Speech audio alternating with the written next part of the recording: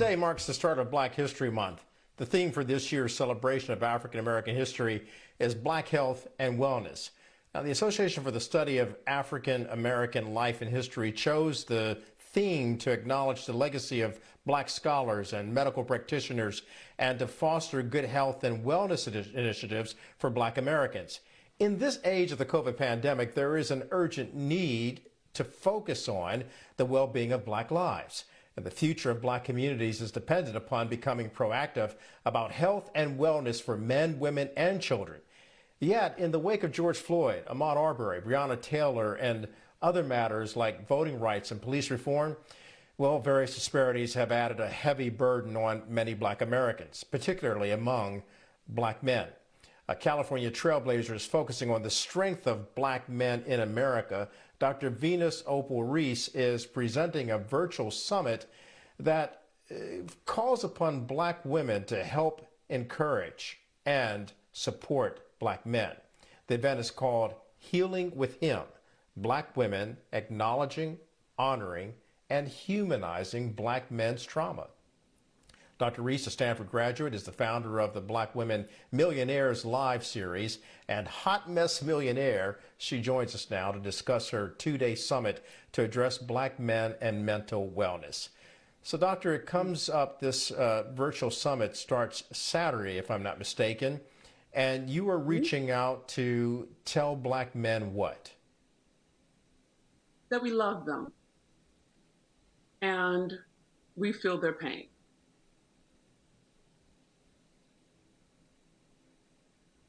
Dr. Venus, I'm in the context of that, why the focus on Black women as opposed to Black men also? Well, I believe fundamentally because Black women are the most educated group in North America. We've been self-reflective practically from elementary school.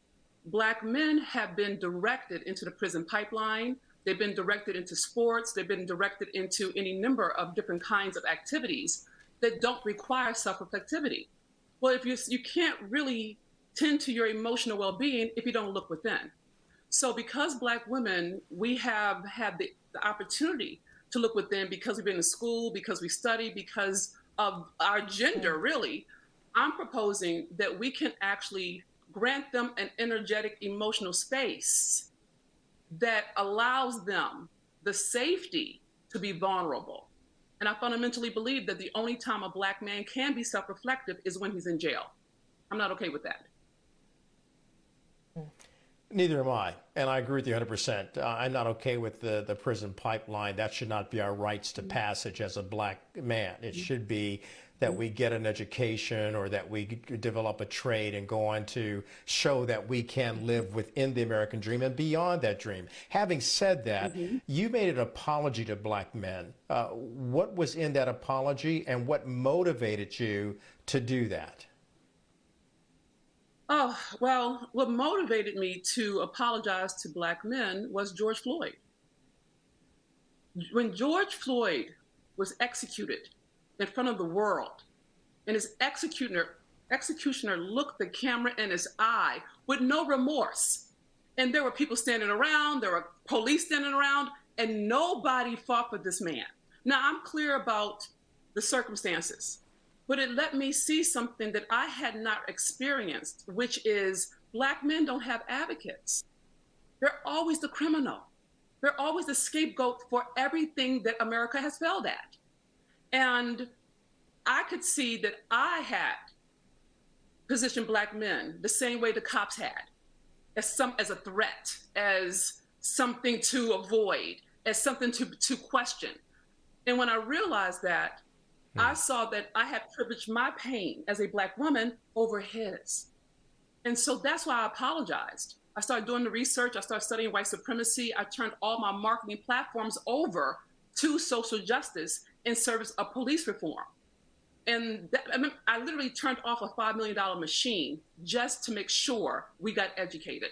So I went back to my Stanford books and I started educating the masses about the plight of Black men and how Black women don't always have compassion for their lived experience because we've been hurt by them.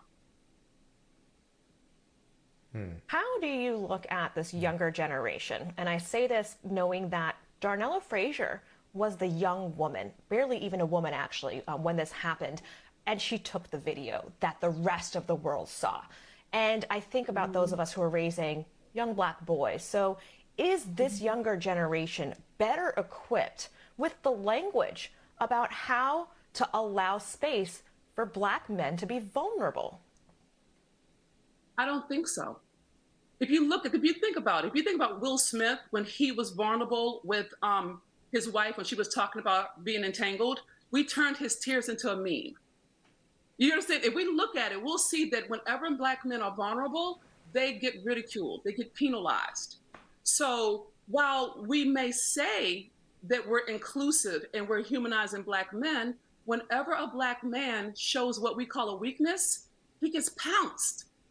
And sometimes it happens with black women. We pounce. I'm not, and that's a survival strategy. That's not a slam. We learned how to be strong, and being strong has made us successful, but it has made us not successful in our relationships with our sons, with our uncles, with our fathers, with our lovers and our friends. Because if you're always strong, you don't make room for him to be weak. So I'm not proposing that black men haven't done bad things. They have, but so have we. And we did it out of survival because we were raised in an oppressive society that's 7 generations deep. And until we contend to healing with each other, a black woman cannot heal a black man. That's between him and God. That's a choice. But we can heal with him by taking on our wounds so we don't react to his.